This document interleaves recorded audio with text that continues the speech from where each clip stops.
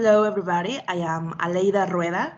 I live in Mexico. I am a science journalist and science communication, and I have more than 18 years of experience producing content about science in a lot of different media, television, radio, podcast, print, magazines, and more. And I am very focused on training students on science journalism because I'm convinced that we really need new generations of science journalists in Latin America. I always say that I'm a very privileged person because I knew what I wanted to be when I was very young. When I was 15 years old, I knew that I wanted to become a journalist. So my mother is a biologist. She's an entomologist, in fact, and she works in a university where there was a workshop on journalism, and the university is focused on agriculture. So I started doing my first articles writing about tomatoes and greenhouses and how science and technology can help people to have better foods and better crops. So I started to be very sure that I wanted to do for all my life that kind of things, to write about science and how science can help people to have better lives. Well, our keynote will be very interesting because it won't be on one person only. It will be two of us, two key speakers, and we will have an interview with two amazing interviewers, and we will talk about how our decisions, our practical decisions doing science journalism can propitiate some ethical issues. In some parts of the world, maybe not in all the countries, but in a lot of countries, just like mine or Latin America, or maybe countries in Africa or South Asia, it's very difficult to live as a science journalist or as a science communicator only. We have to, to survive. In order to survive, we have to live from different jobs. We have to change our roles a lot.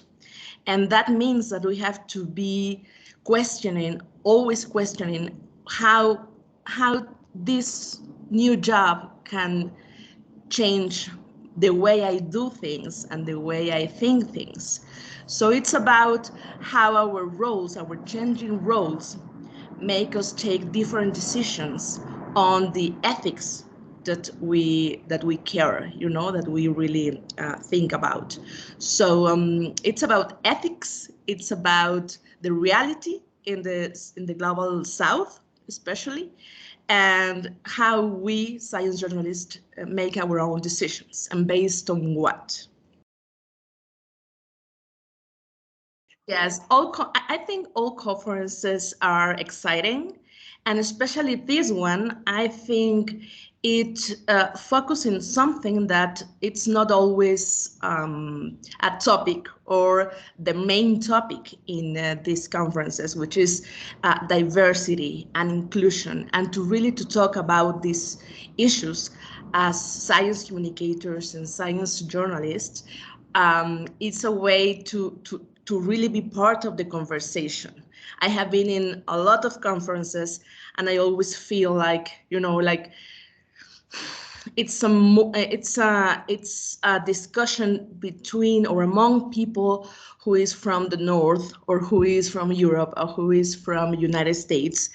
And to see that this conference is really focused on diversity and inclusion makes me think that we as science communicators have this new perspective that all people that have an interest or a career in science communication can have something to say.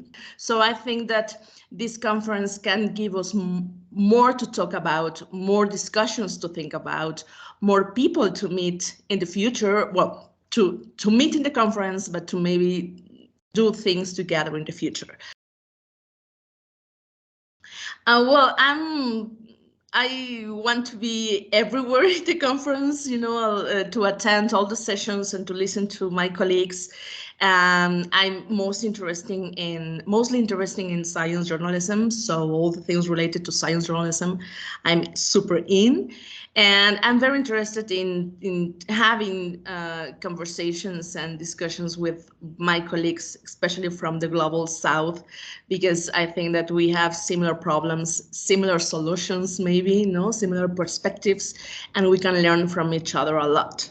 So I want to be with my colleagues, know more people, learn from other people, and invite them all to Mexico.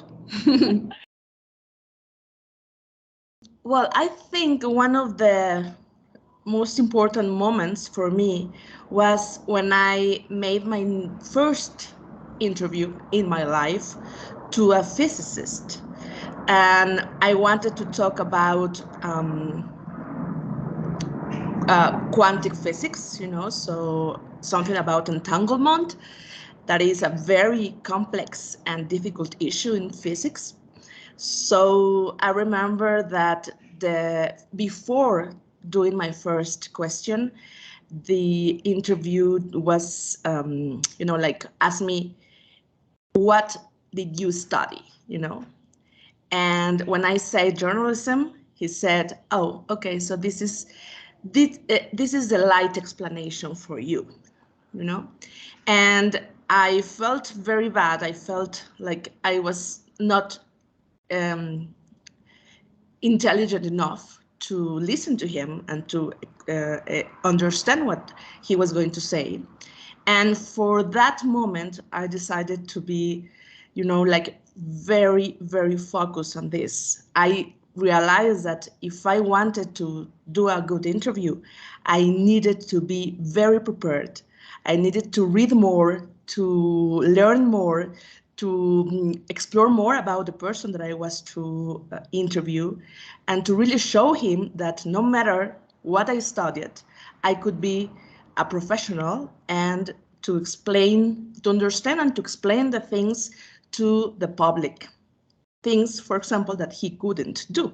So I felt like very proud of myself because I wanted to do something that really helped people, as I said, but to really show some scientists, some people from the scientific community, that we as journalists are smart enough to talk about their science.